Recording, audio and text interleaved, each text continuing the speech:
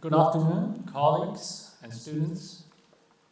It is our great honor to have the Shaw Laureates in Life Science and Medicine 2024, Dr. Swee Thein and Professor Stuart Orkin, with us today to share their award-winning research discoveries. The Shaw Prize Foundation was established in 2002 under Mr. Run Shaw, a visionary philanthropist who strongly believed in the power of knowledge. The inaugural Shaw Prize was presented in 2004. It gives out 3 awards every year: in astronomy, in life science and medicine, and in mathematical sciences. Regardless of race, nationality, gender, and religious belief, the Shaw Prize honors individuals who are active in their respective fields and who have recently achieved distinguished and significant advances, who have made outstanding contributions in academic and scientific research or applications, or who, in other domains, have achieved excellence. The Shaw Prize is dedicated to furthering societal progress, enhancing quality of life, and enriching humanity's spiritual civilization. HKUST takes pride as one of the partners, together with CUHK and HKU, to witness its success over the years.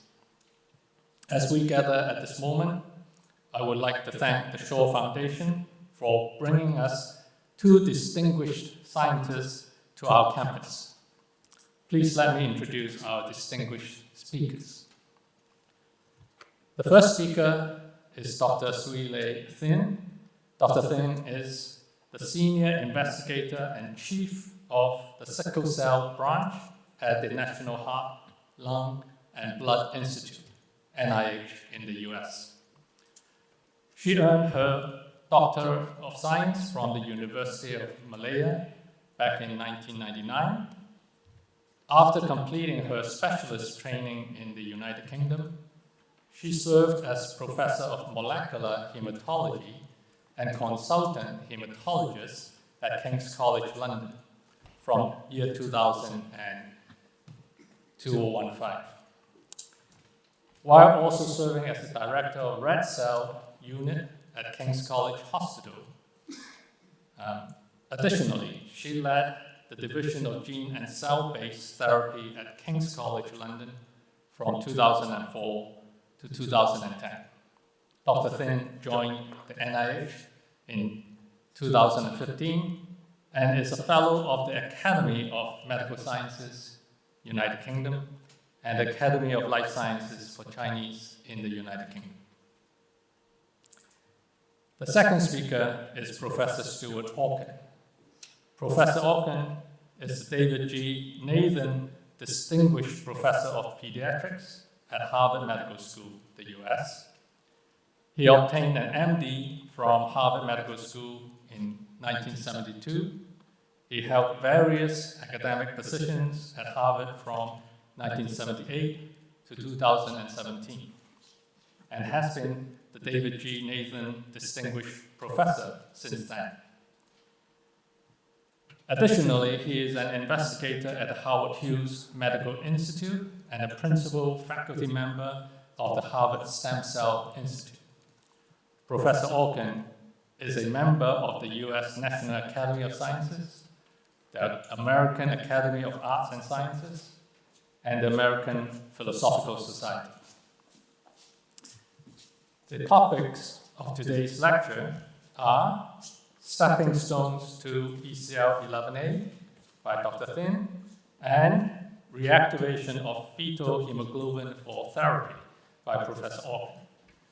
Without further ado, please join me in giving a big applause to thank our 2 distinguished guests for sharing their fantastic scientific journey.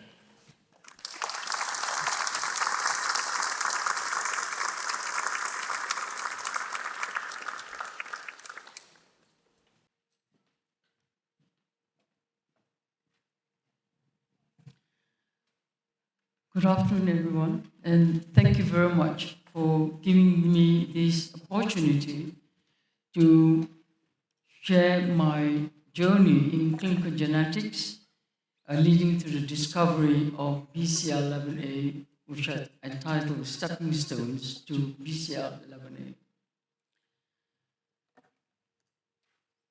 Just a little bit of background about myself. So, I was born in Malaysia. I did my first medical degree in the University of Malaysia. I then left for the UK to pursue various training positions. After completing my internship and postgraduate training in internal medicine, I decided to specialize in hematology. And then in 1982, I made my way to Oxford and I joined the MRC Molecular Hematology Unit at the Weatherall Institute of Molecular Medicine in Oxford as an MRC clinical fellow. So David, who was head of the WIM or WIMM, was my supervisor, and he thought that a good project for me was to find out why some patients with beta thalassemia should have such a mild disease and do not need blood transfusions, unlike the majority who depend on lifelong transfusion. And then I was left to just find out this project and sink or swim. So, but whatever it was, this is where and when my interest and passion for the hemoglobin field began. And like good student, I did literature search. And it's actually been known for many years that patients with beta thalassemia and sickle cell disease, which is another inherited hemoglobin disorder that you will hear much more later, have milder disease when they produce higher levels of fetal hemoglobin. But it was not evident why the production of hemoglobin F was not suppressed in these patients compared to the majority of adults. And Janet Watson was probably the first person to make the correlation of the onset of sickle cell disease symptoms with the switch from fetal to adult hemoglobin. What she noticed was that the blood in the newborns with sickle cell anemia had very few sickle cells compared to their mothers, who also had sickle cell disease, where almost 100% of the red cells were sickle. And some follow-up studies suggest that this high hemoglobin F entity was inherited independently of the mutated beta globin genes. But this is where it was at that time. So I started then collecting families with mild beta thalassemia. And this is the outline of my presentation. For those who are not familiar in this field, I thought I would spend a little bit of time on fetal hemoglobin and what we mean by the switch from fetal to adult hemoglobin. And I'll walk you through the dissection of the genetic architecture underlying variability of hemoglobin F persistence. And from a genetics perspective, the story of hemoglobin F quantitative genetics uncannily mirrors the changing focus of human genome mapping, evolving from candidate genes through positional cloning to genome-wide association studies, or what we refer to as GWAS now. And I also then cover the key suppressor of hemoglobin F, which was uncovered to this study. So the hemoglobin switch refers to the progressive shutdown of fetal hemoglobin in parallel with increasing adult hemoglobin F production.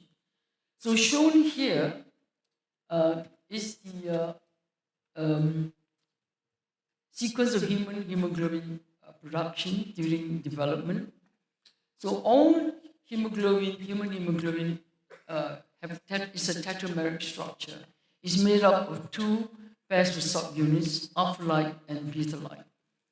The production of embryonic hemoglobin switches over to fetal, which remains the main hemoglobin during fetal life. And then just before birth, its production is steadily dialed down while that of the adult hemoglobin goes up. So then between 6 months to 12 months, adult hemoglobin is the dominant hemoglobin. And at this stage, mutations that affect the adult hemoglobin genes then become manifested. So when we talk about the switch, it really refers to the switch to fetal to hemoglobin, not embryonic to fetal. And when you look at the tetrameric structure, because alpha is part of fetal hemoglobin as well as adult, so this switch is really a switch from gamma to beta. And when adult hemoglobin becomes a prominent hemoglobin, which is by 1 year of age, the mutations affecting this adult beta globin gene become manifested. And the two main mutations are sickle cell disease and beta thalassemia. It is estimated that about 8 million people worldwide suffers from sickle cell disease, and this number is increasing. But together, the hemoglobin disorders affect about 20 million worldwide, the vast majority in low to middle income countries. So, what is sickle cell disease and what is beta thalassemia? Well, both are caused by mutations in the beta globin gene. But the disease manifestations couldn't be more different. So, for a start, all patients all over the world with sickle cell disease have the same mutation, which is a single base mutation in codon 6 of the adult beta globin gene, which switches transform glutamic acid to valine. And this abnormal hemoglobin, which is hemoglobin S or sickle hemoglobin, polymerizes under low oxygen conditions. And the hemoglobin S polymerization alters the structure and function of the red blood cells, causing them to adopt abnormal shapes, typically crescent or sickle shape. Hence the name sickle cell disease. These sickle cells are very stiff. They cannot negotiate to the fine blood vessels, causing obstruction, a blockage of the blood flow, and blocking oxygen delivery. And these are causing the acute clinical events, typically acute pain. At the same time, the sickle cells are highly fragile and they break up very easily, underlying the chronic hemolytic anemia that we see in sickle cell disease. And the two complications lead to multi-organ damage and early mortality. In contrast, beta thalassemia, although caused by mutations in the beta globin gene, is actually can be caused by a huge number of different mutations. I think today more than 300. The end result is the reduced production of beta globin, and it could either be no hemoglobin, which is beta 0, or just a small amount, what we call beta plus. So it's actually a quantitative disorder. And the pathology is actually caused by the continuing production of these alpha globin chains, which are highly unstable. And they precipitate out in the developing red cell precursors, causing premature death, which hematologists refer to as ineffective erythropoiesis.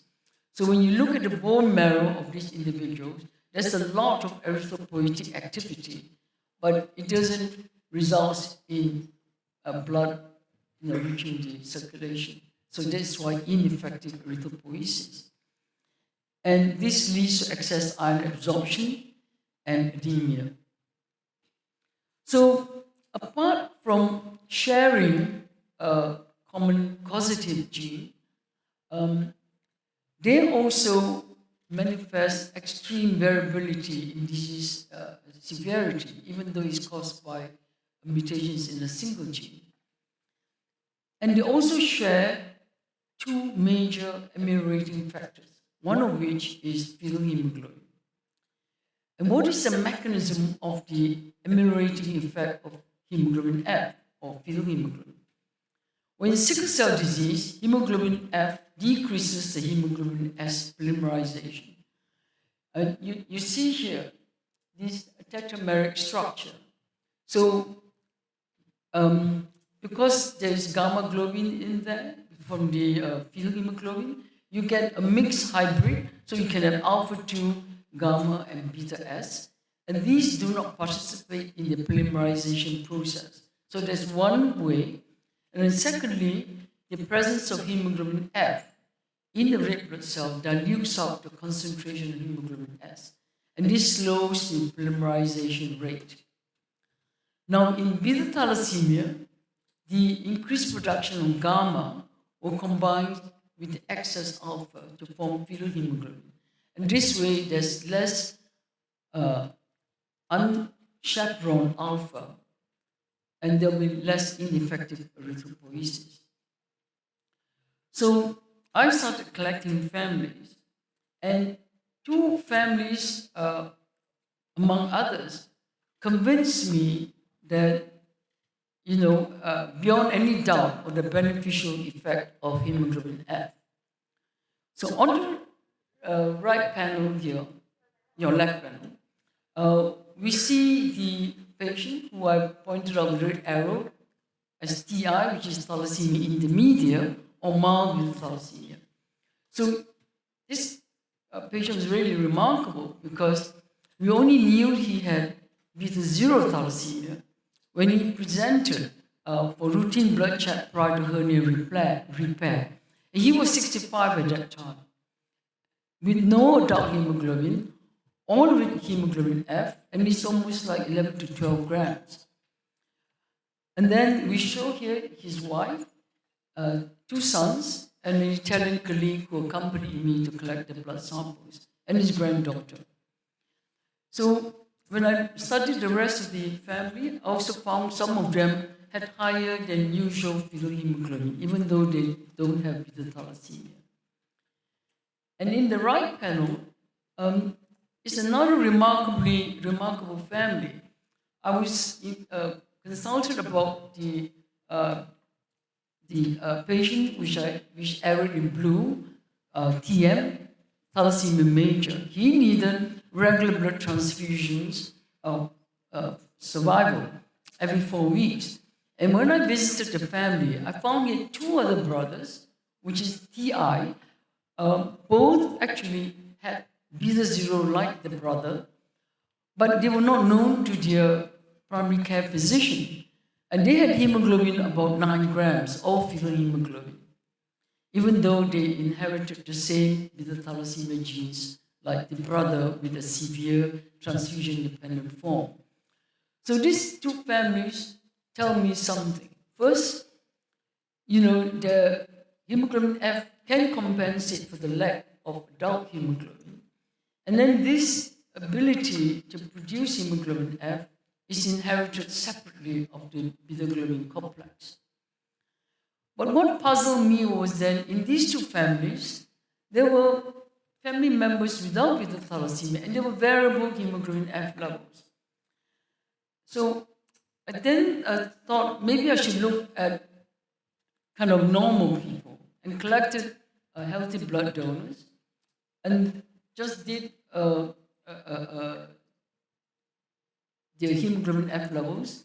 And shown here is the distribution of hemoglobin F levels, which has actually been studied by other people before me. And what you can see is that it's a continuous distribution and highly skewed to the right. So at one end, we have those with very high, which is actually not shown here, but they're rare. And they can have hemoglobin F as high as like 40%. And these turn out to be the so-called very rare Mendelian forms, which are inherited as alleles of the beta globin complex.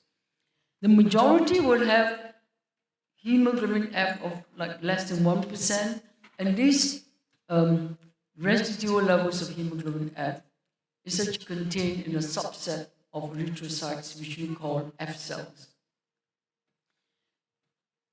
I also then had to learn to develop assays for measuring these hemoglobin F levels in healthy people, because hemoglobin, the material, the equipment available then was not sensitive enough to measure the fetal hemoglobin in healthy people.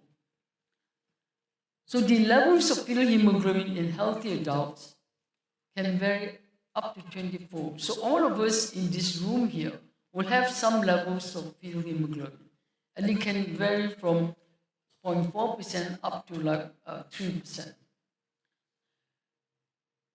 But much more common is what we call the common variation. And these increases are modest, can be up to like 4%. And it is also known as heterocellular because the small levels of fetal hemoglobin are unevenly distributed. And when you have this common variation, you can see that it is actually amplified when the patients have sickle cell disease or beta thalassemia, which is also highly skewed. So above is the normal distribution we see in healthy adults, but below is a number of patients with sickle cell anemia. And you can see, so they don't have the HPFH or the Mendelian forms, but the fetal hemoglobin levels can vary from like 1% right up to like 25%. So I've shown here a classification of the primary inherited conditions, because hemoglobin F levels can also be increased as secondary to some conditions when there is acquired disorders, where the increase is due more to perturbations in the normal process of erythropoiesis, like in pregnancy. But this shown here is the primary inherited conditions with increased levels of hemoglobin F, or what we refer to as HPFH, or hereditary persistence of fetal hemoglobin. And I've classified them here molecularly, those caused by deletions varying lengths involving the beta globin complex, and the non-deletion type.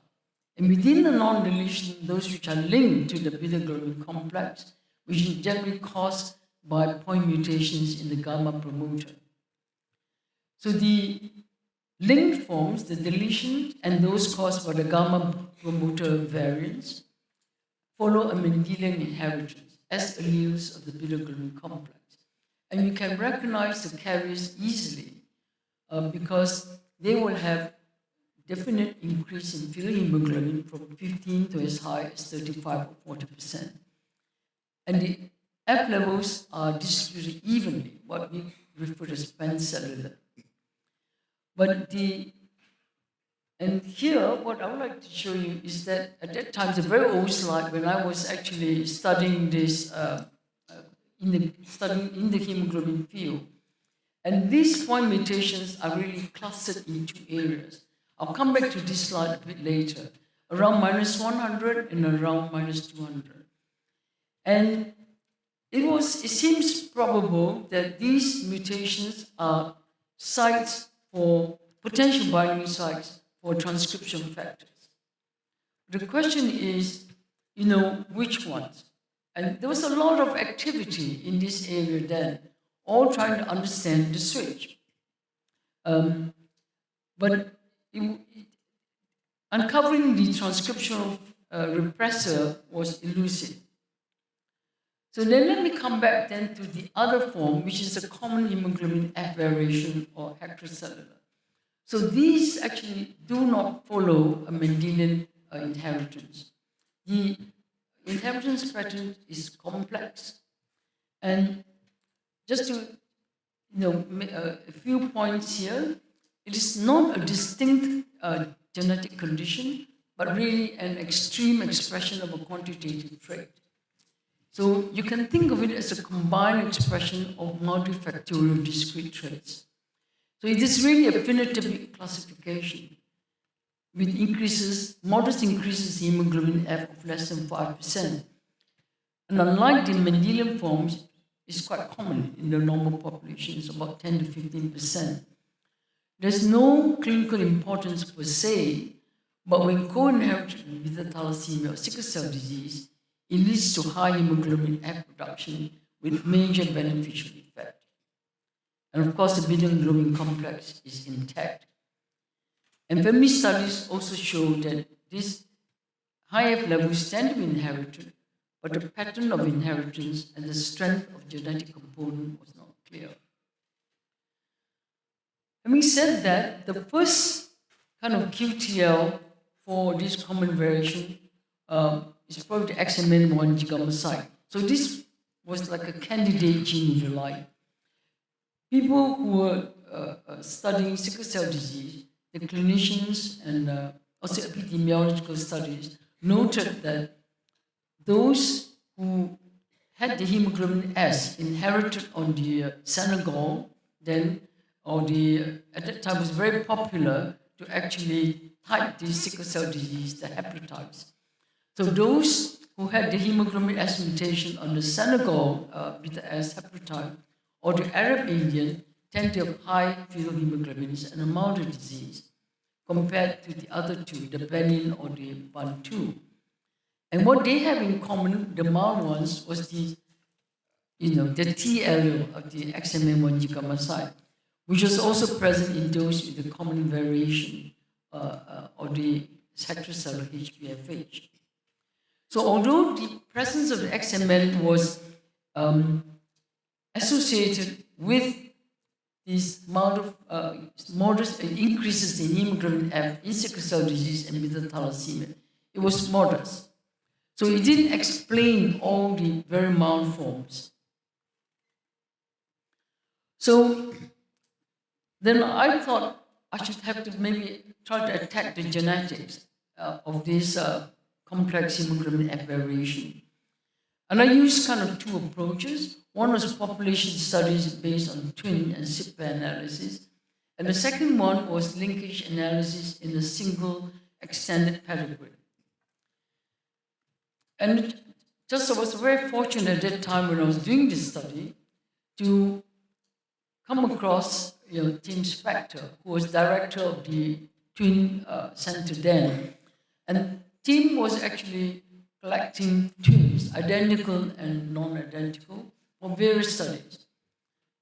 And I said to Tim, I said, I would like to see how well hemoglobin F levels are inherited. But of course, we don't measure hemoglobin F levels then because we still don't, it's part of a routine CBC. So each week we might make 1 or 2 trips down to the twin center and collect blood samples from these twins. And the first study was just to see how well they correlate, in identical and non-identical twins. And twin studies are the kind of traditional way to actually find out about the genetic component, like what people do for schizophrenia and other diseases. What I can show here is that in the monozygotic twins, when the F cell levels of twin 1 is on the y-axis and the twin 2 is on the x-axis, and you can see they're highly correlated, almost in a straight line, compared to that of dizygotic twins versus random scatter. And then in parallel, I also looked at the inheritance patterns in other red blood cell variables. And you can see that the relative proportions of the additive genetic component or the heritability in F cells is 0.89, and showing that F cell levels are overwhelmingly genetically controlled compared to the other red cell traits. So this actually gave me a lot of confidence that it was worth changing the genetic traits or the genes underlying this common hemoglobin F variation. So the question then is this large genetic effect, and it was British European twins, sampled due to one of few major loci, or is it polygenic? And what is the effect from the beta globin complex and the XMM1G gamma site.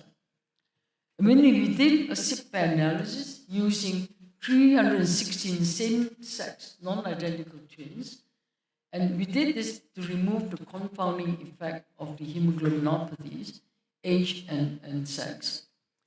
And we found that more than 50% of the F cell variants remain unaccounted for. After we accounting for the beta globin complex, most of it which was due to XMN1G gamma site. And 50% of this unaccounted for was trans because it's not linked to the beta globin complex. So the next step then was to how to dissect the complexity of this hemoglobin F and F cell inheritance. And fortunately, I was able to come across this Asian Indian family, and we extended it to a huge kindred. But just to come back to this about linkage analysis. Linkage analysis actually aims to establish linkage between genes that co-segregate with a trait or disease within a family. And because it is within the family, we need to have informative genetic markers to help identify the genes close to each other. And evidence of biological relationship is really important. So I said to David, I said, I've got this Indian family and I really want to try to extend it. And part of this family was in Malawi. So he said, okay, off you go then to Malawi. So I did make this field trip to Malawi and managed to extend this family to 210 members, spanning 7 generations. Of course, we didn't manage to collect blood samples way back to the first generation. But we managed to collect quite a lot, which is about 200 10 family members. Then, if you remember, I need to prove, biological relationship. And here, again, I was actually very fortunate because I came across Sir Alex Jeffries, who developed these polymorphic probes, which are using mini satellites. And this family, which was a lot of marriages within the family, was really ideal for Alex because he could show that they were so polymorphic, and every one of these family members had a unique DNA profile, leading him to coin these probes as DNA fingerprints, which is now used extensively in many studies, including solving paternity dispute. So with this, I was confident that there was evidence of good biological relationship within this family. Then, of course, the next thing was needing polymorphic probes. And here I was also very fortunate to, come across Mark Latrobe, who is a Canadian biostatistician who was then working at Oxford. And Mark had developed these microsatellites, which are dinucleotides, and which seems kind of perfect for this very consanguineous family. And we accounted for the XMN1G gamma effect and beta thalassemia. And we could then localize the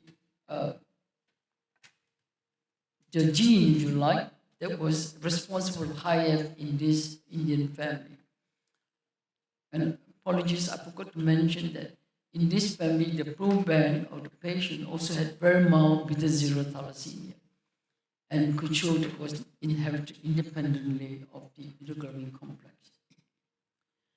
So at this stage, within that family, we could map this, what I call the second hemoglobin FQTL on 6q.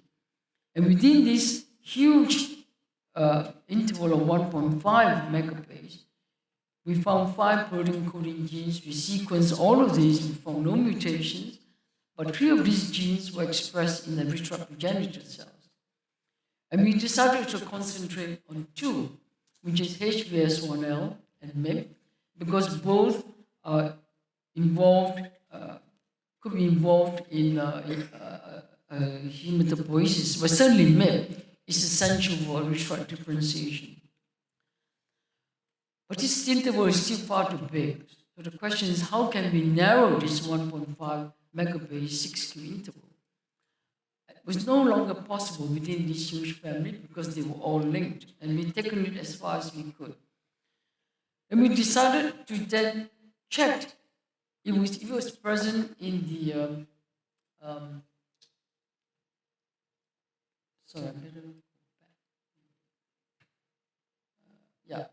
and we then decided to see if it was present in those British European twins, because you remember I happened to have the samples. And in fact, to our delight, they actually found that those British European twins also, the high F were also associated with this interval. And we used two panels, and we could localize it to an intergenic interval between HBS1L and MIP.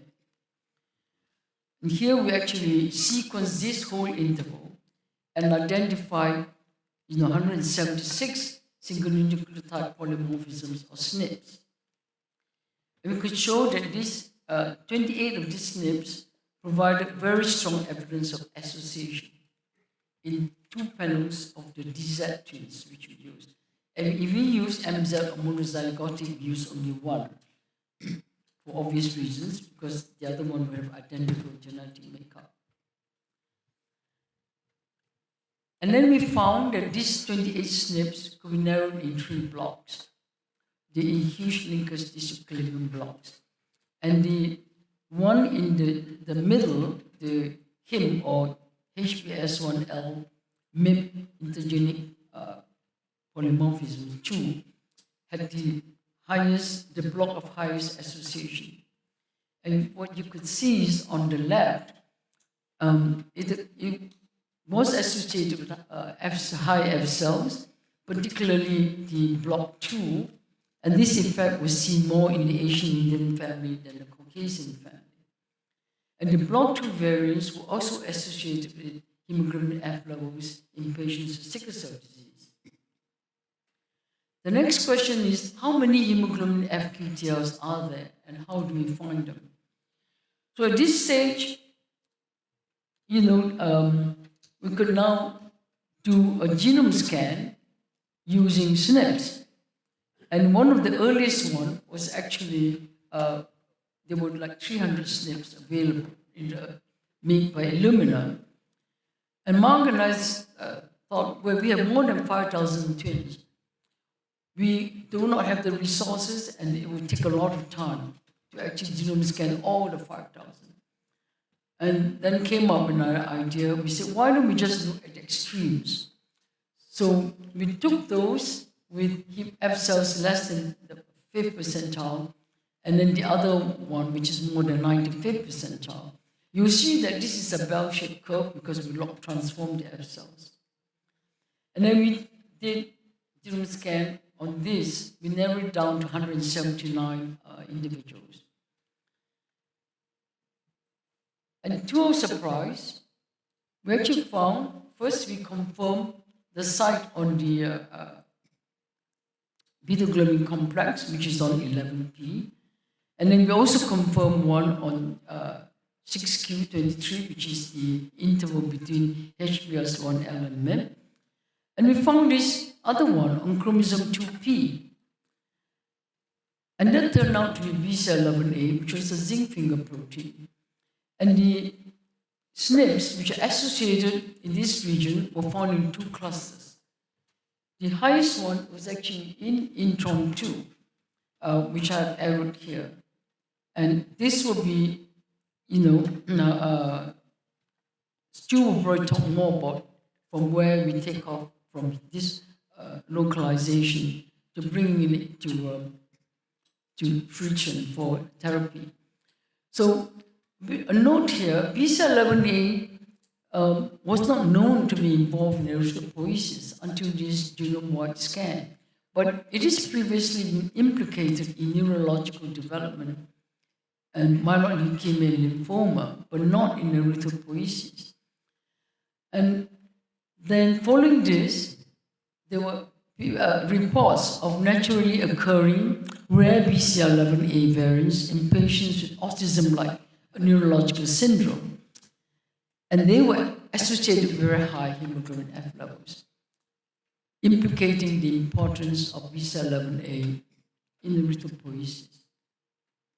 Now bring it back to this slide. Remember I showed you that those gamma promoter mutations were clustered in two areas. And in 2018, two groups, one by Stuart's group, showed that in fact BCL11A actually binds to the cognate sites around -100, which then tells us that if you can disable binding of BCL11A or disrupt those cognate sequences, it could actually recapitulate those naturally occurring HbFH. Now we come back to 6q. So how does this HIM2 locus on 6q influence hemoglobin F levels? Our hypothesis was that this region contains regulatory elements controlling MIP and or HbS on S1L expression, which in turn influence hemoglobin F and other erythroid traits. We did some transcriptomic studies where we did erythroid cultures of people with high F versus low F. And we could show that those with high F individuals actually have lower CMIP expression. There less erythroid differentiation, erythroid proliferation, but the erythroid maturation is accelerated with higher number of macrophages. And we could prove this genetically too. We showed that those with the hemoglobin F boosting allele in this HMIP2 region were associated with homozygous for this site compared to the wild type, which is 1-1, actually had lower red cell count, higher MCH, higher MCV, higher platelet count, and lower levels of monocytes. And this association with the erythroid phenotypes has been replicated and validated in populations of diverse ethnic background in several meta-analysis studies. So this was our proposed model for the effect of HIM2 SNPs on MYC regulation. So we have those core intergenic variants, those in the HIM2 block. They affect transcription factor binding and reduce MYC transcription, which then, in the left panel here, this lower the MYC expression with less proliferation, fewer erythroid cells, but erythroid differentiation accelerated with effects on F cell numbers and red cell traits. And this is a plausible, what I propose, models of MYP and BCL11A mediated modulation of hemoglobin F levels. So here is the normal situation. In BCL11A, it probably has a direct effect on gamma globin expression by binding to those sites. And here, the F cell levels are higher, the hemoglobin F levels are higher, and it is evenly distributed. Whereas the effect from 6q is more like that of stress erythropoiesis, where erythroid maturation is accelerated, so bringing forward those younger precursors which are still synthesizing hemoglobin F. And these are the three major hemoglobin F loci. All three loci have been shown to be present in diverse ethnic populations with or without beta thalassemia. And in sickle cell disease, the QTLs were associated with reduced pain rate and also reduced organ damage. In beta thalassemia, they can predict disease severity and transfusion needs. This has been shown in Sardinia. And all the three QTLs were also associated with disease severity and hemoglobin F levels in patients with beta thalassemia and beta thalassemia in Thailand. And I think that the remaining variance in hemoglobin F is now due to polygenes, which contribute very small effects and or rare variants. For example, KLF1 and DNMT1.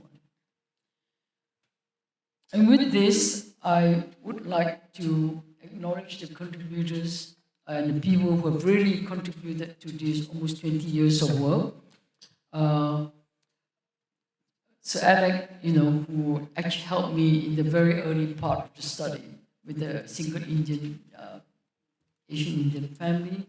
Well, Tim Spector came along at the right time when I needed some confidence to actually change those genes. And Mark was also, I was very fortunate to know Mark at the right time, who came along with his polymorphic probes and then helped me tease out all those hemoglobin F loci. And Jamie was my stalwart PhD fellow, and we churned through lots of polyacrylamide gels while we were running those microsatellites. And Stefan was with me in the last lab when we led to localization of BCL11A gene. And with that, I would like to thank you.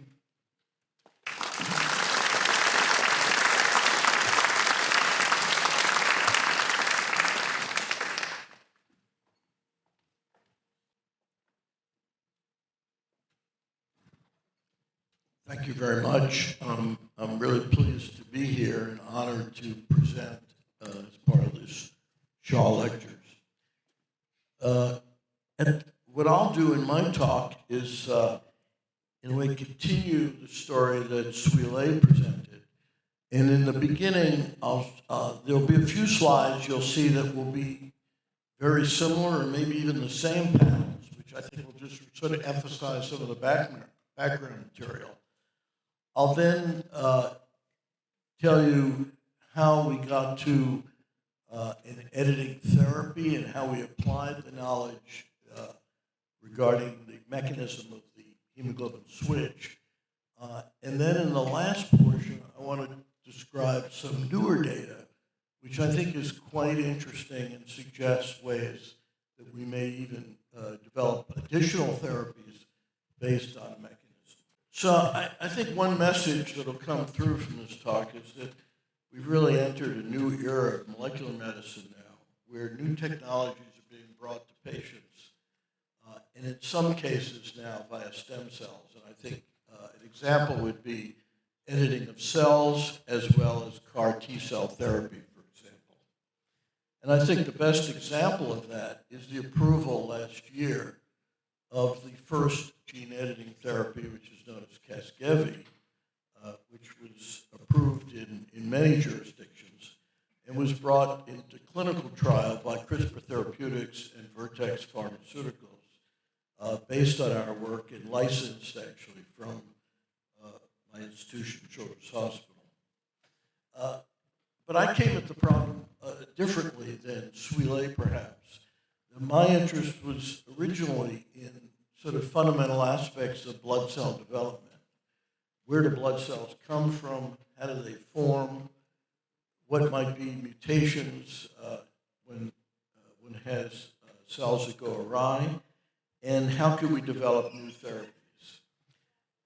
And I chose the red cell in part because it's a relatively simple cell. We knew quite a bit about it. And there's a long history now in molecular science using hemoglobin really as a platform in red cells. And I like this quote from the great geneticist Arno Matulsky 50 years ago, where he said hemoglobin research plays a role in human biochemical genetics similar to that of Drosophila research in formal genetics. And I think if one traces the history of molecular biology, cloning, gene expression, genetics, editing, hemoglobin has played a part in almost every one of those subjects and advances. Now this is a very similar representation of what Swee has shown, the switch from gamma to beta gene expression, which is a transcriptional switch in the beta cluster on chromosome 11. And in the adult, we all have a small trace of fetal hemoglobin, about 1%. And there are two major disorders, again, sickle cell disease and beta thalassemia. In the 1980s, we worked through the mutations in beta thalassemia with the hope of understanding how red cells are formed and how gene expression is programmed in those cells. But in fact, the discovery of the mutations was more valuable for prenatal diagnosis than understanding the red cell. And sickle cell disease has a prominent history in human genetics as the first molecular disease, is coined by Linus Pauling, and then Vernon Ingram discovered the amino acid substitution 7 years later. I think it's important to recognize, though, that knowing the molecular basis of sickle cell disease and also thalassemia really has had, until recently, little impact for the patients. The therapies have not relied on any understanding of the molecular basis. And this is a classical patient with beta thalassemia. And again, I think using a panel that Swee had shown, just to emphasize, these are not rare disorders. They're global disorders with 300,000 new births per year for sickle cell disease, mostly in resource-limited areas of the world. And again, we've known for many years that hemoglobin F is protective, both in sickle cell disease and beta thalassemia, from the astute clinical observations of Janet Watson that Swee mentioned, and also the natural history study done through the NIH about 30 years ago, a little more than 30 years ago, showed that higher level of fetal hemoglobin led to better survival of patients with sickle cell disease. And the sickle hemoglobin, fetal hemoglobin differs from adult hemoglobin, having a slightly higher oxygen affinity, which is really not a major consequence in the sense that individuals with 100% fetal hemoglobin through very rare mutations are perfectly normal. And the hemoglobin F can effectively replace hemoglobin A, and F has the benefit of blocking the sickle polymerization. And as Swee has shown, hemoglobin F is under genetic control, and the persistence of fetal hemoglobin has two genetic bases, one common variation and one rare variation. So the therapeutic vision in the field for 50 years, actually, has been to increase the level of fetal hemoglobin in the adult from that 1% to maybe 20 or 30% as a therapy for either sickle cell disease or beta thalassemia. But the challenge is that we didn't really understand how this switch is controlled. And this is really the crux of the problem. The locus control region, which is a super enhancer upstream of the coding genes, loops to the downstream globin genes to activate their expression. And at the fetal liver stage, the duplicate gamma genes are activated by the LCR. And in adult bone marrow, this is prevented, and the beta gene is activated largely as a default. And what we didn't know was how many factors control this switch, what the factors were, did they act positively or negatively. If there were many factors, this would make it very difficult to manipulate them in a therapeutic sense. If there are a limited number of factors, one would have a better opportunity.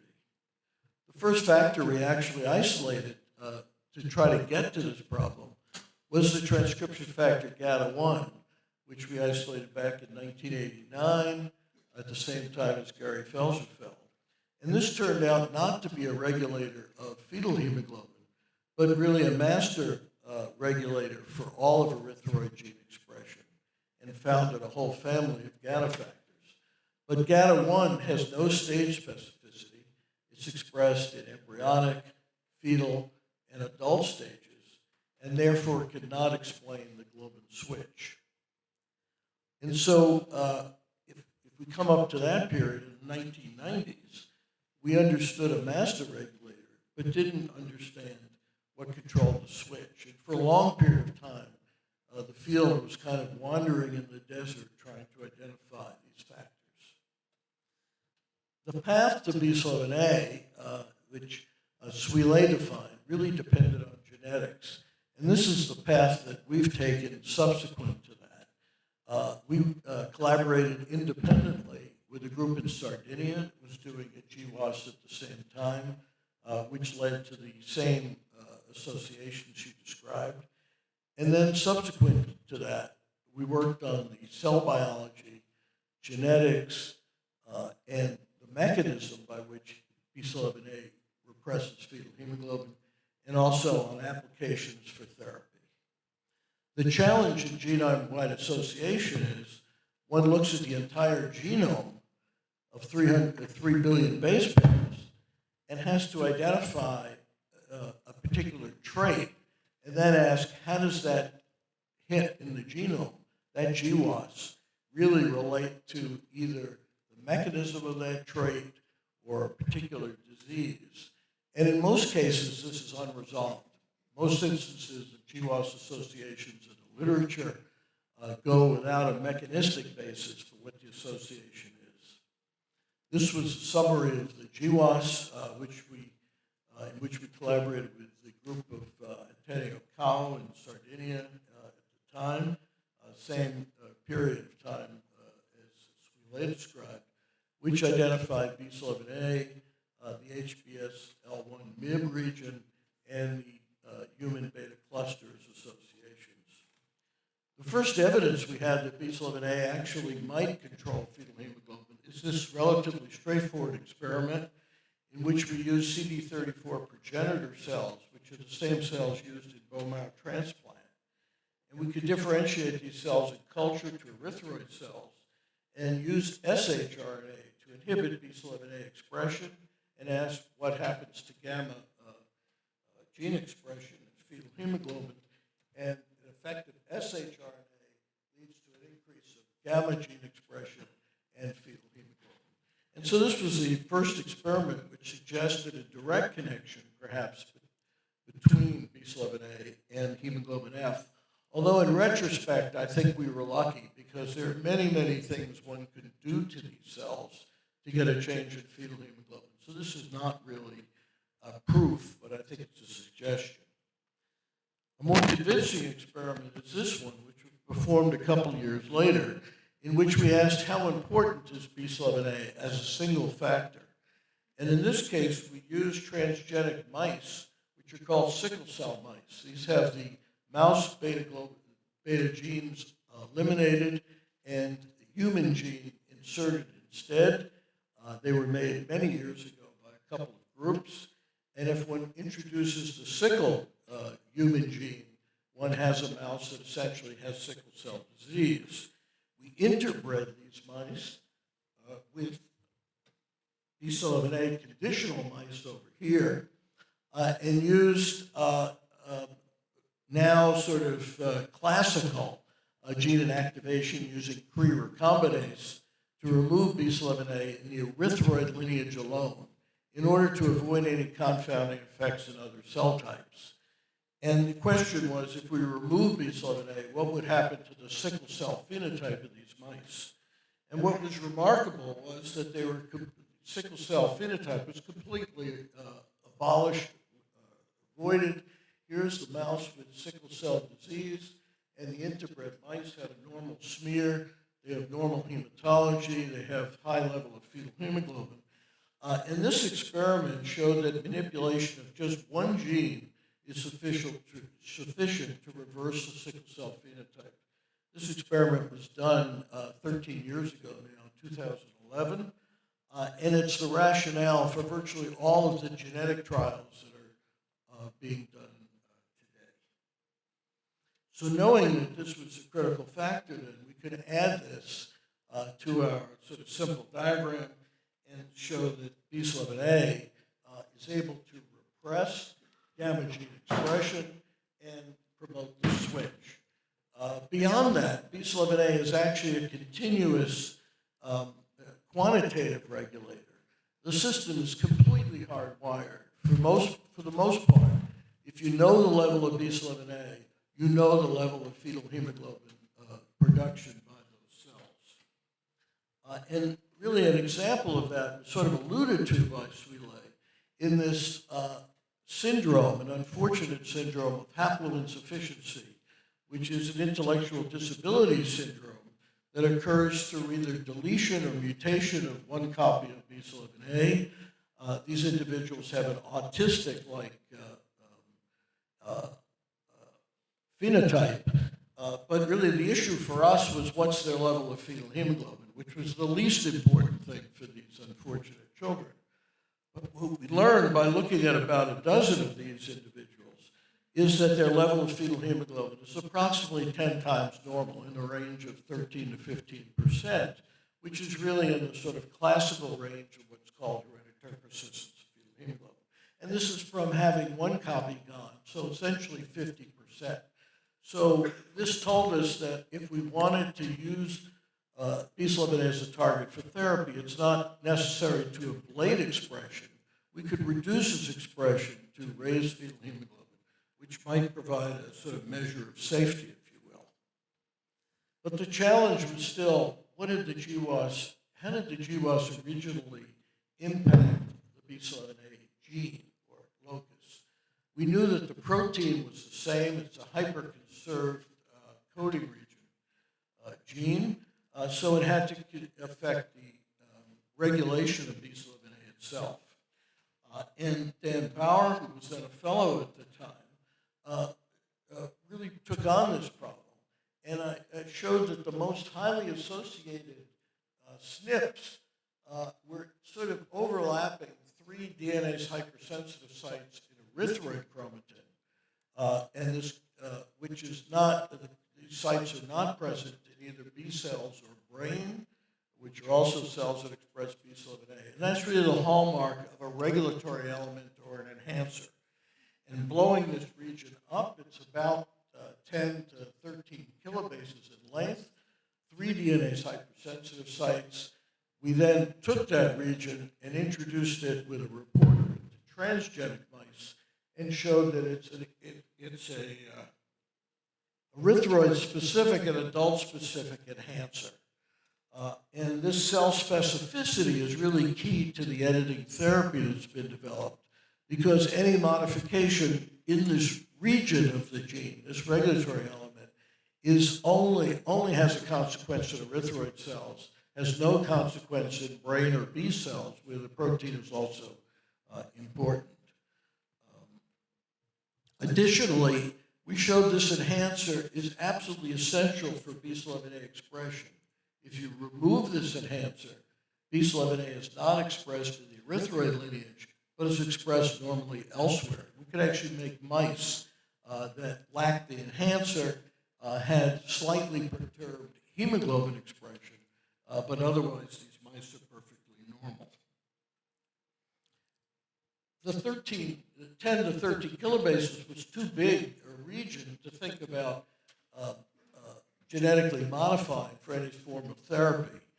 But we also wanted to understand sort of the structure of this enhancer. And fortunately, about the same time now, which is 2015, CRISPR came on the scene and allowed us to essentially do a saturation mutagenesis of this region, really a unbiased mutagenesis, and asked which portions of the enhancer are required for B11A expression. And the remarkable finding of that was that there's a single site, I call the Achilles heel, in the middle DNase hypersensitive site. Here's the guide RNA directing the CRISPR.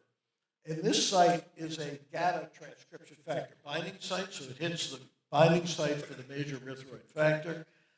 This single site accounts for probably 2/3 to 3/4 of the entire function of this enhancer.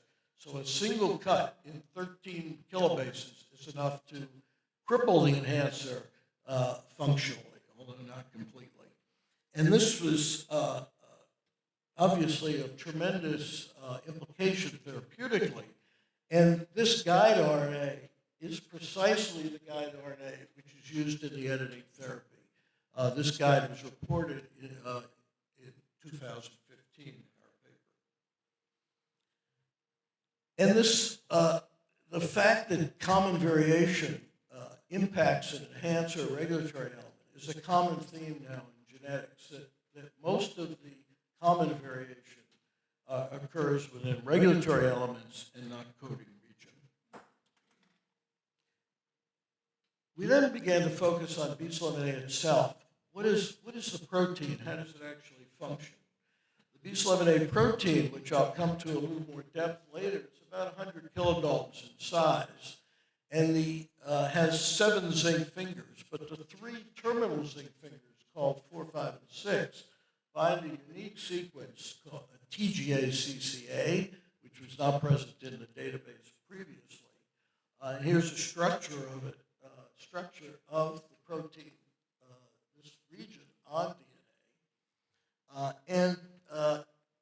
This sequence is remarkably present in the gamma promoter at the minus 110 or minus 115 region, which Swee mentioned. I'll come back to that. And what we've shown through a variety of studies is that BCL11A binds the sequence TGA-CCA, which is present in the gamma promoter.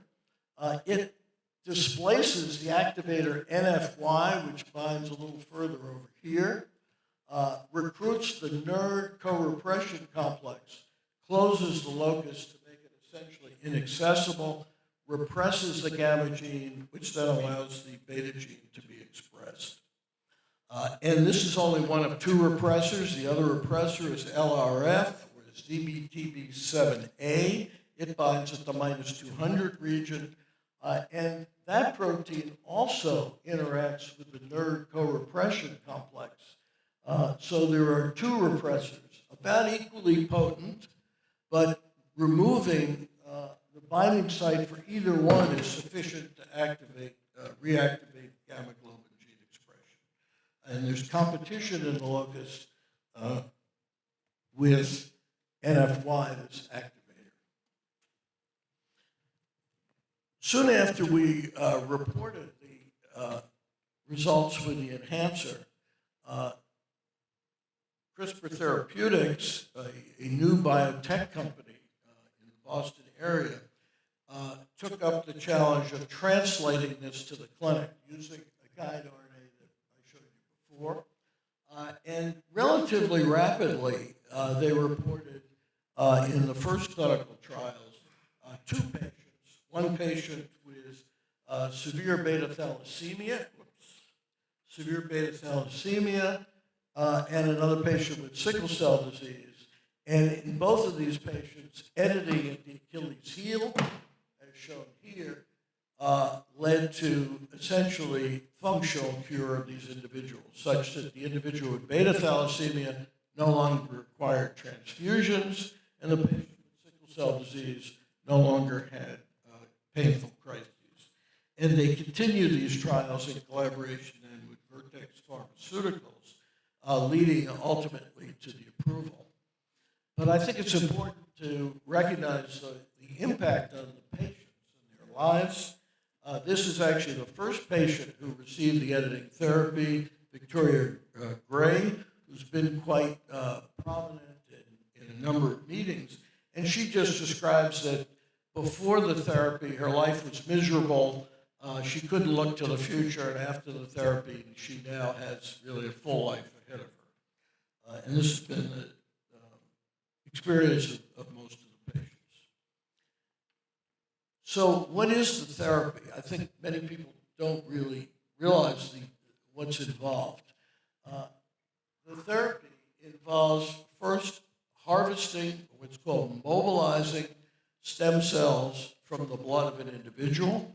These are then collected, taken to the laboratory, and modified. In the editing therapy, they're modified at the Achilles heel with CRISPR-Cas9.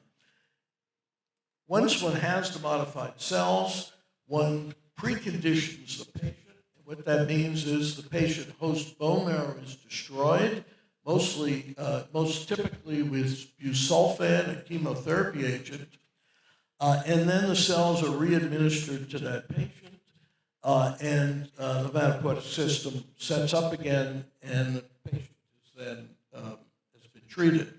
The whole process takes 6 to 7 months minimum, It takes tremendous commitment on the parts of the patient, complex resources, which really can't be delivered in many places.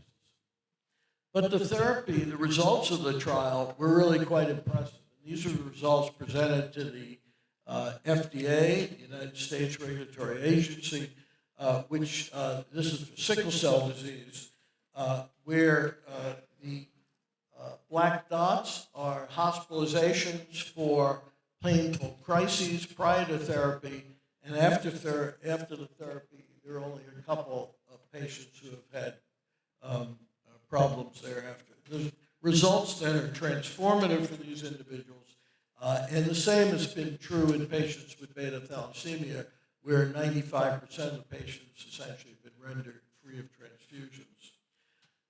I think the obvious problem is we have a global disease where we have thousands of patients, and we have a procedure for cure that's essentially one patient at a time, a bone marrow transplant. Before sort of moving on, I just want to reemphasize some of the benefits, perhaps, of increasing fetal hemoglobin as a therapeutic approach. One is, I think it's thoroughly validated by genetics, as Swee has shown, and it's also validated by the clinical trials. It maintains the proper balance of globins. The alpha and beta globins have to be in the right ratio with respect to one another. And in the other now approved therapy, which is a lentiviral globin addition therapy, where beta globin is expressed from a lentivirus, that balance is not maintained. Whether that's clinically important in the therapeutic setting like this, we don't know. The important thing is this is suitable for all hemoglobinopathies, for sickle cell disease and all of the beta thalassemia mutations. So it's essentially one-stop shopping. And now we know there are many different routes to increasing fetal hemoglobin.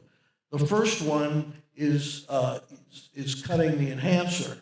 But there are other routes. My colleague, David Williams at Children's Hospital, has used shRNA to downregulate B11A in the context of a lentivirus.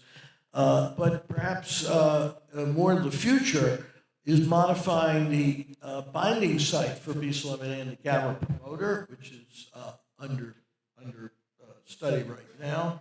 And each one of these has a sound therapeutic basis. And in case of sickle cell disease, it also obviates, usually people ask, well, why don't you just correct the sickle mutation? Why do you go to all this trouble to raise fetal hemoglobin if we know the sickle mutation? Well, the problem is technically correcting one base is much more difficult with gene editing, even today, than just cutting the DNA. And this avoids those issues with respect to sickle cell disease. Just want to give you a sense of where the clinical trials are. There was a clinical trial initiated to correct the mutation in the sickle gene using homologous directed repair.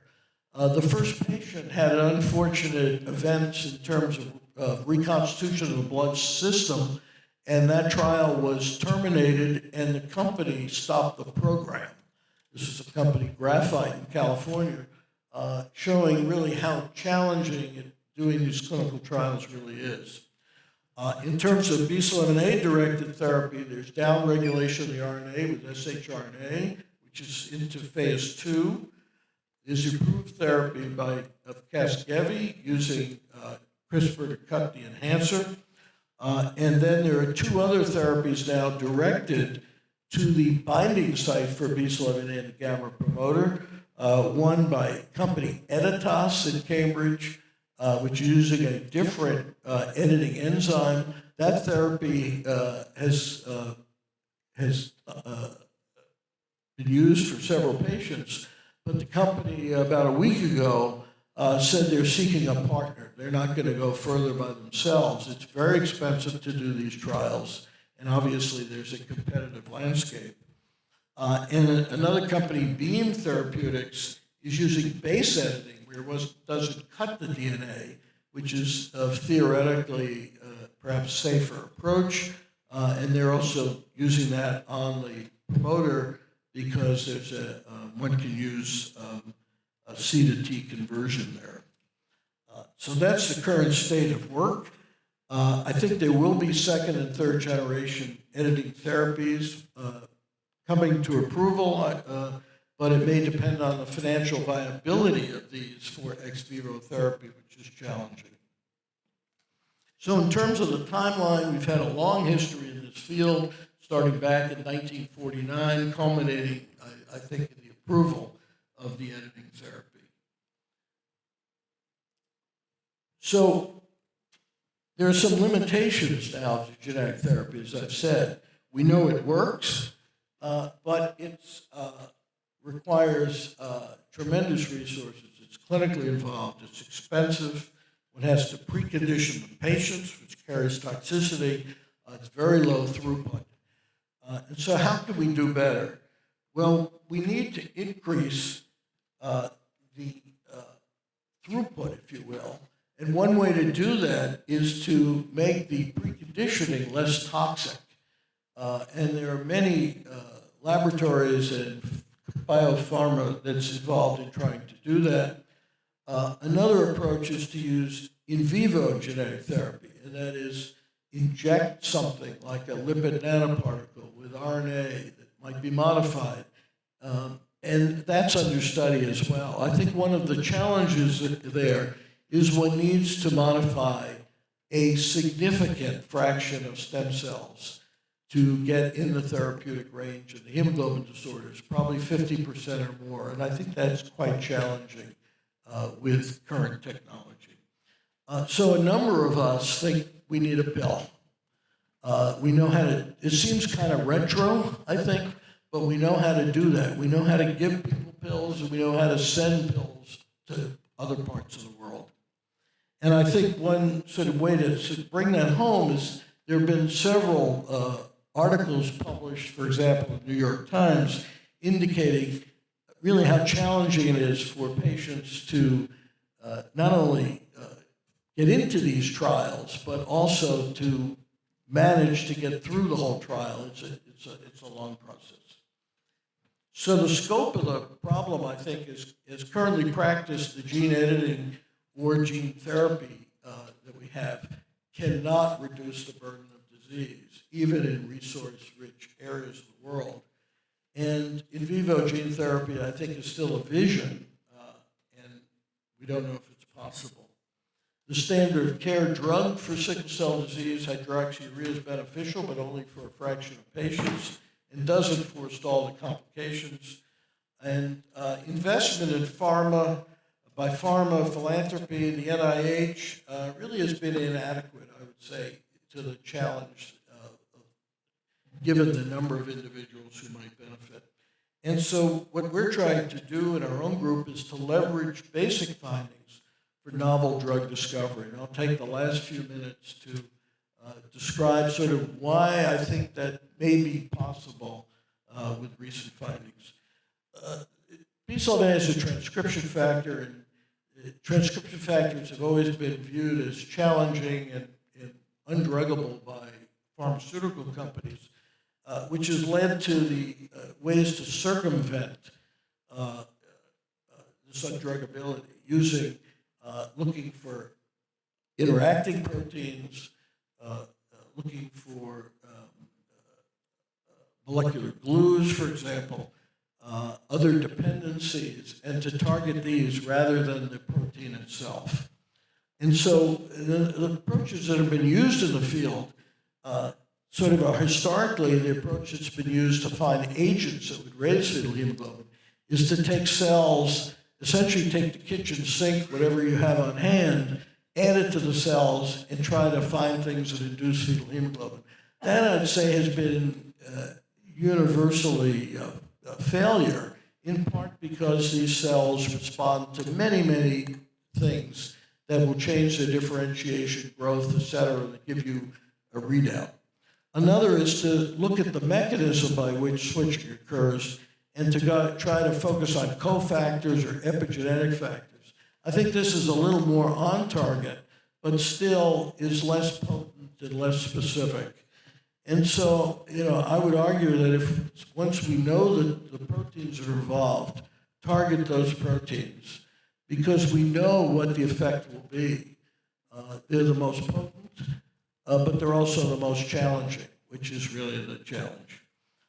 So we're trying now to leverage our understanding of the mechanism to inform discovery of targeted agents. And I love this quote by Marcel Proust, the French novelist: "The only real voyage of discovery consists not in seeking new landscapes, but in having new eyes, looking at the problem differently." So the last few minutes, I'll show you how we're looking at the problem differently. The B11A protein is big. It's largely disordered, which is a bad thing if you want to find small molecules. The C-terminus binds DNA. The N-terminus binds the co-repressor complex. And it has these little zinc fingers sort of interspersed in this sea of disordered protein. If you go to AlphaFold and pull up B11A, it looks like spaghetti with a few conserved regions. It's not very helpful. We did have a hint that zinc finger 0, which is the orange zinc finger near the N-terminus of the protein, is involved in protein interactions. And so one of the experiments we've done is to remove that zinc finger in both copies of B11A in an erythroid cell line that is now sort of the standard in the field. And if one does that, there's no stable protein in the cells right here. So telling us that finger is essential. What was totally unexpected was when we isolate this finger as a recombinant protein, it forms a tetramer. And this is a sedimentation showing it's essentially a pure tetramer. We're able to crystallize this tetramer and determine its structure, and it's a symmetric tetramer with a hydrophobic interface. And it's really quite stable, has a dissociation constant in the nanomolar range. This is something that I've never heard of, a zinc finger forming a tetramer, but that's sort of the way it's come out. The next finger down, zinc finger 1, is another small finger. These are only 20 some odd amino acids. And it has in the red highlighted section hydrophobic amino acids that resemble a degron, a protein degradation signal. So we thought, well, maybe this is important too. And we removed this finger, again with CRISPR editing in these cells, both copies. And what we find is,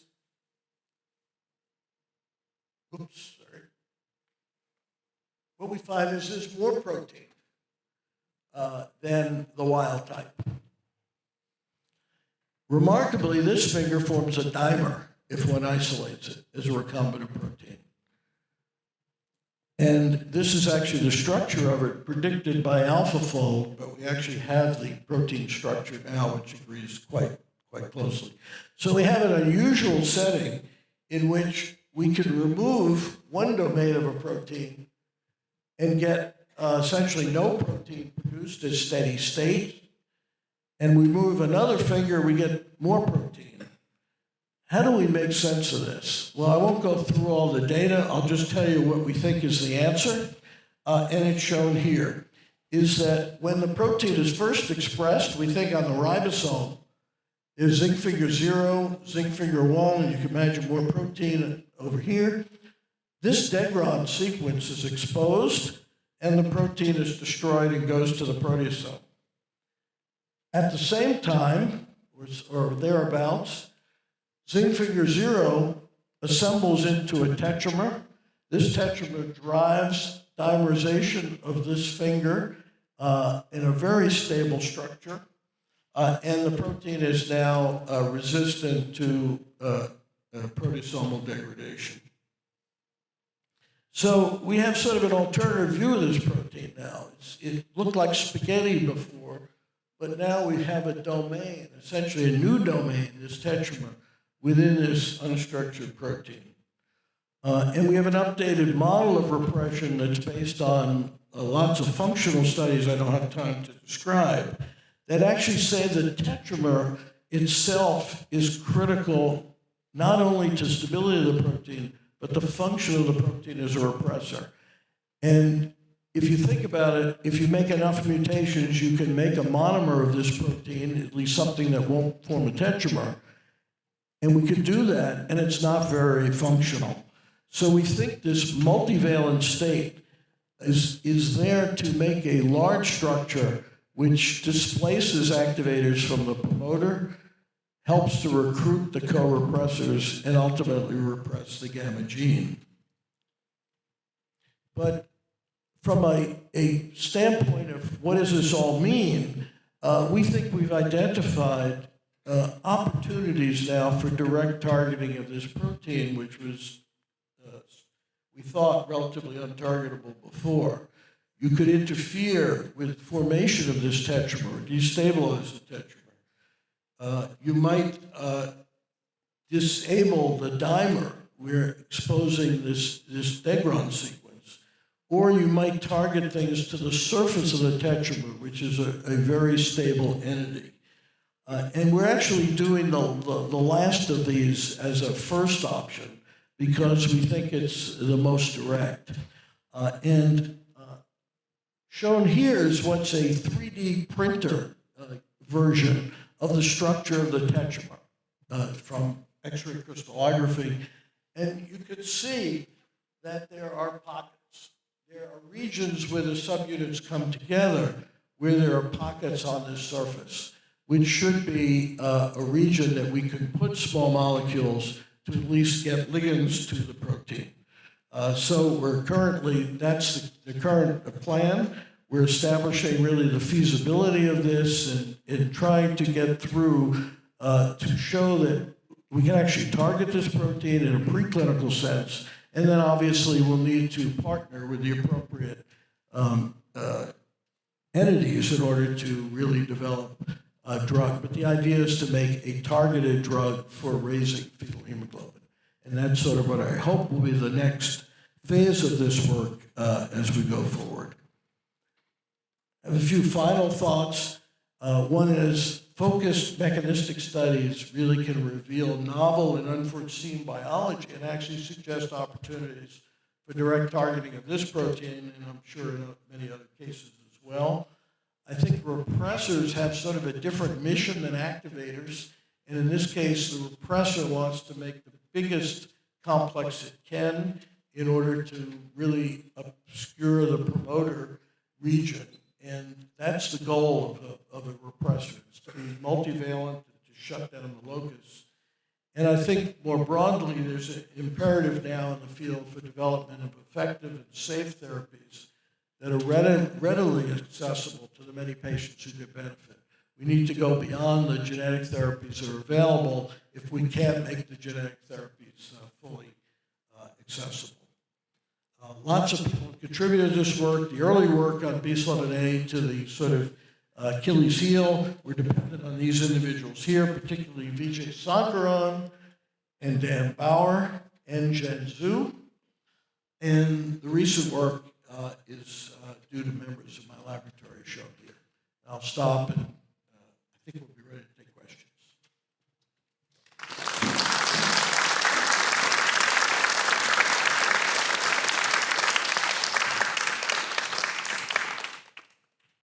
And first of all, may I, on behalf of our audience and also on behalf of the university, would like to thank Shaw Price Laureates for their wonderful presentation in this afternoon. And I think the presentations illustrated how important molecular science to the future medicine, which I think is very important to HKUST. As you all know, we are embark a journey to building our medical school. So now I would like to open the floor to have a few questions. I think we would like to take this great opportunity to discuss with these two distinguished scientists on the future medicine and also on the molecular science or any subjects related to the future development of medicine and biology. Okay, I would like to invite all our students, faculty members to have questions. Who will be the first?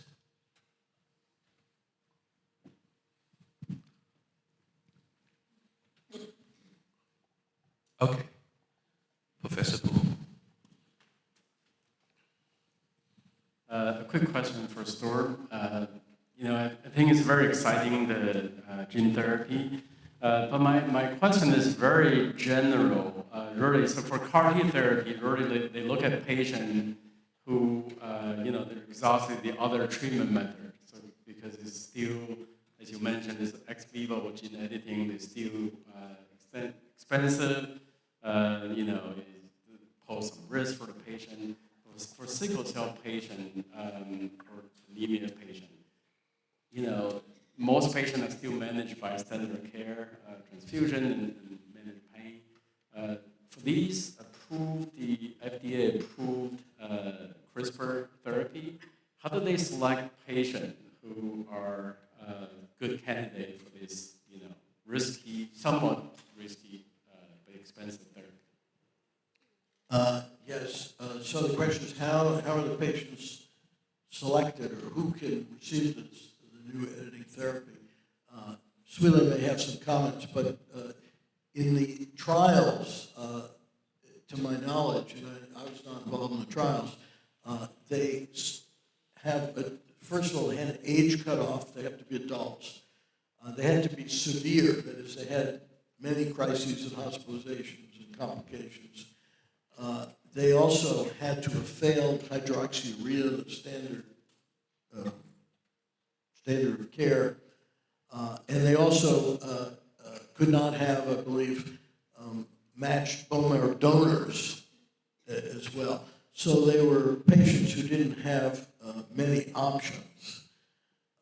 Now, once it's approved, especially with the effectiveness of the results, I suspect some of those criteria may be reduced over time. I think it's only approved now, at least in the U.S., for severe sickle cell disease, which is about a third of the patients that in the U.S. But I suspect over time, if the results look good, they'll relax some of those restrictions and also probably move to a somewhat younger age group, at least in trials, because I think the object should be to prevent complications, especially ones that are irreversible. So I think it's proceeding, I think, in a very cautious way. Well, it is quite tricky.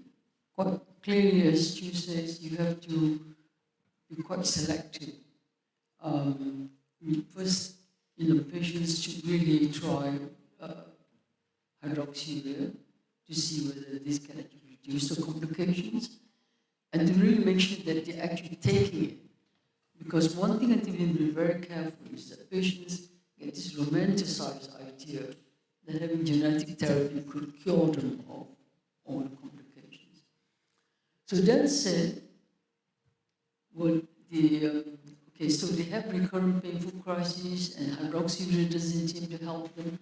But you also have to select those patients that do not already have too much organ damage, meaning, cardiovascular pulmonary complications, that they might not survive the actual chemotherapy that you need to clear the bone marrow.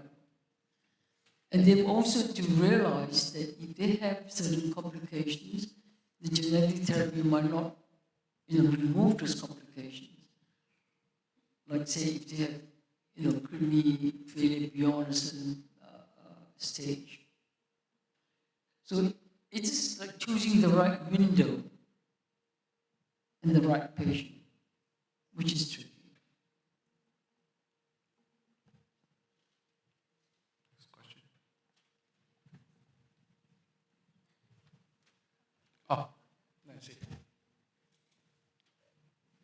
Well, first I want to thank Swee and Stuart for the wonderful talks. I think your talks really exemplifies the importance of leveraging basic research findings to the development of innovative therapeutics. So my question is that, during this process, there are critical steps that you need to ensure that it goes smoothly. For example, in Swee's case, you work with families who actually contribute to your research findings, and for the case of Stuart, how you work with the biotech companies to take it to the next step.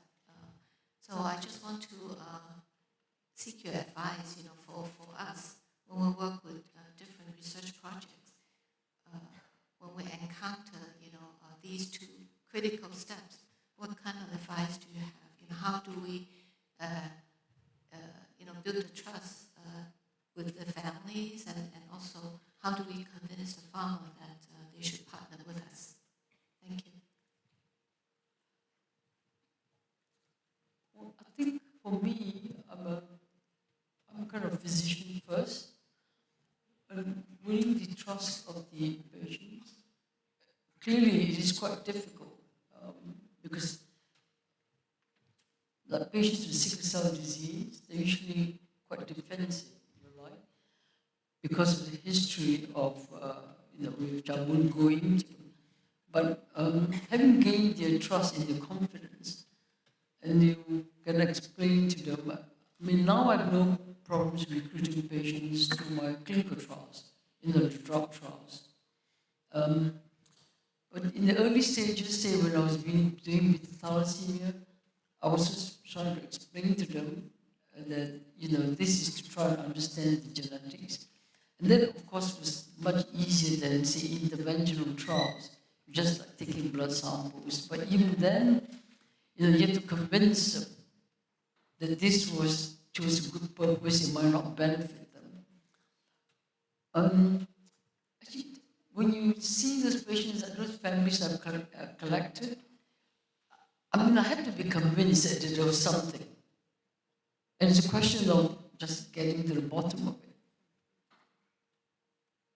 And I think sometimes, you might encounter a problem, but you know that it is there and you may not be able to solve it. You try to get around it, and sometimes you just put it aside until the right thing comes along. And I guess I was just quite fortunate at each stage that I could actually, crack the problem. Stu has your problems in a different aspect.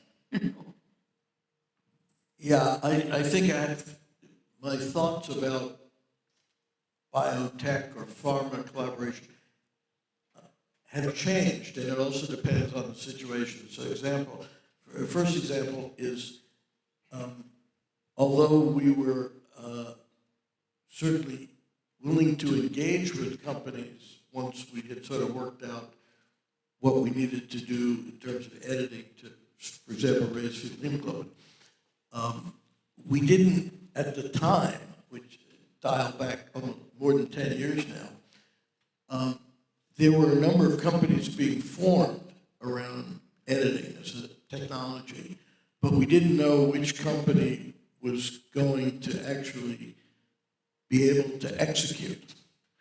And what we did was, because you can put intellectual property around a sequence, we put intellectual property around the guide RNAs and made the license for that not exclusive, which meant that any company could take the license. If we'd made it exclusive, one company might have taken the license and either failed or sat, whatever. And I think that was the right decision. And fortunately, the company that first started CRISPR Therapeutics executed perfectly. And it's just, I think, good fortune for the field. There were several other companies that were involved at the same time, which did not execute well or didn't make the right decisions when they were at a decision point. So that sort of gave me one sense of the way to interact. More recently, when we're spending more time thinking about small molecules and companies, we've faced the barrier that the companies, each company has a different policy or attitude about collaborations, about ownership. And for example, there are some companies who are not willing to join with academics in a serious way because their business plan is to own everything. And that's obviously difficult. The other thing we face is that there are the people who fund us, particularly Howard Hughes Medical Institute, for example, has certain policies about what we can do as academics. And so we can't be working for a company if we have a collaboration, for example. So we have issues on both sides that we have to deal with. But I think where one can get the goals aligned, where we have the same goals as, for example, a small biotech or larger pharma, hopefully things can be worked out. Because the other realization I have is that to bring a therapy to approval requires the professionals, the ones in pharma or biotech. The editing therapy, for example, we have a bone marrow transplant program in our hospital. We could initiate the trials ourselves, but the investment in resources that a company can provide really makes all the difference. And I think the same is true in small molecules. I mean, we can do the proof of principle and show how to do it, but we need the companies to actually bring things to approval to make them drugs. Thank you. Any other question? Yeah, please, lady. Hello? Over there. Yeah, okay. And afterwards, you. Thank you very much for those amazing talks. I have a question on the drug itself, so the therapy itself.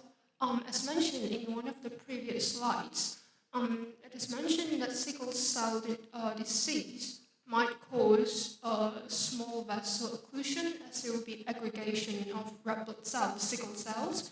And I wonder, after the use of these therapy, so there would be some, I would say, healthy hemoglobin, fetal hemoglobin there.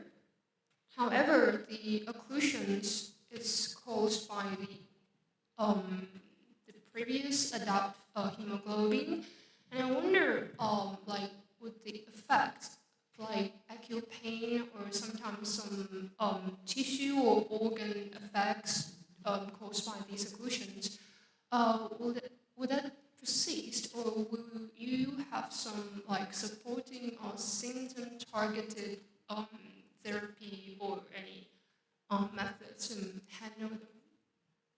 Okay, if I understand you correctly, do these microvascular occlusion persist? Yes. Yes, and remain blocked? Yes. Or will they be improved Yeah. by the new? So, actually, the cells sickle and sickle all the time until they reach a stage where they are irreversible and they cannot unsickle. You see what I'm saying? And the idea is in the rate when they pass those very fine blood vessels is to be able to pass that blood vessels before the sickling kind of starts. So if you can reduce the rate of sickling, then they can pass it without having sickle and block the blood vessels. But when it finishes, the blockage will not remain permanent. The passage is open again. But there are instances where eventually it will cause damage to the endothelium, so you get, in fact, a form of what we call vasculopathy. And you can see that in very small blood vessels, like the bone ends, for instance. So they get permanent no oxygen supply. That's how you get what we call avascular necrosis in the bones. And the very fine blood vessels at the back of the eye also get blocked. And that's how they get this, we call sickle cell retinopathy. So some of these blockage kind of is stopped, and the fine blood vessels, you cannot restore the flow. Do I have answered your question? I think maybe the other thing is you're asking what's reversible and what is not. Some tissue damage is irreversible, and some is reversible. And I think the key is to do the treatment before you get to the irreversible. Stroke is a major complication, sickle cell disease. Once you've had a major stroke, you can't reverse that. But the small vessel problem can be reversed. The blockage is so, it does become unblocked. But with time, the damage to the organ will accumulate that we cannot reverse it anymore. So gene therapy, for instance, when they have eye damage, you can't reverse that. Okay. Yeah, question.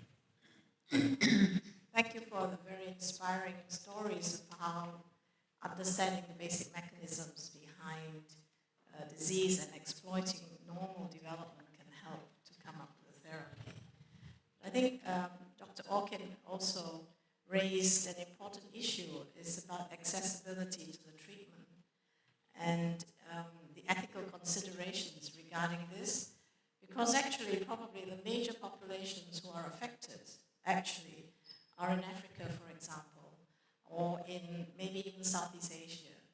And the provision of this therapy from government sources is very unlikely in those countries, and maybe only for a privileged few in the US, and even under the NHS in the UK, it's extremely limited because it's so expensive. So how would you both think in terms of thinking going forwards in the, obviously, the cooperation between basic scientists and industry? On the other hand, industry wants to get back the money they've spent, and they want to make a profit. And on the other hand, to what extent do you think governments should actually fund this kind of research and taking it to therapy, which could possibly then make it more accessible to those who need it? No, I agree. The therapy, unfortunately, the way it's currently delivered, cannot meet the need. We can't even do that in the United States. There are many places in the country where medical care or insurance won't cover therapy, or there's no insurance. My own view is that this is sort of a first-generation therapy, and we need to work at each step to try to make things more accessible. I think one would be to reduce the toxicity of bone marrow transplant. That'll certainly help. One could set up centers that could do this, do the therapy much less expensively than what's currently done. I suspect there are parts of the world where governments will invest in the therapy. For example, the Middle East is very interested in, they have lots of thalassemia and sickle cell disease as well. I think they could organize, and I think the governments are more likely to do it than, for example, the United States, where there are political issues to deal with. So I think each country is going to have to face it in a different way, but I agree that accessibility is key. One could say, you could take the other position, well, you shouldn't develop the therapy if it's not accessible. Well, we have to develop new approaches, and I think the editing or gene therapies is a new approach, and there'll be subsequent iterations to make it better. But you're right. I mean, it costs $2.5 million a piece to do it. I mean, the NHS, even if they just can't sustain it. About 15,000 sort of patients sickle cell disease in the UK and top of Europe. So there will be only a handful of patients who can benefit from this treatment. So for instance, I'm focusing on developing new drugs. And there is one I'm working with a pharma that is very promising, and that probably could get FDA approval. And it has good anti-sickling properties. So this is for the way forward. But even then, with newly approved drugs, it still costs, what did they charge for Xelotol? It was withdrawn, about $100,000 US dollars a year. So, as they often argue that with the gene therapies actually could be cheap in the long run. My position is that the cost, $2.2 million, is a bargain. And the reason I say that is these individuals, many of them, the severe patients, let's say, with sickle cell disease, can't work. They don't hold a job. Their families are disrupted. The medical costs for a lifetime are estimated at roughly $1 million. And so the cost of curing somebody, particularly early, I think, it's a bargain, but I don't think that's the major limitation right now. The major limitation is delivery. You cannot deliver this therapy to thousands of people, irrespective of the cost. Even if it cost $100, we could not deliver it to thousands of patients. So I think cost is not the issue. I think it's not the place to focus. Okay. I think it's now 5 o'clock. I have to bring this event to the end. And may I invite all of you to give the two presenters a big applause for SAPS.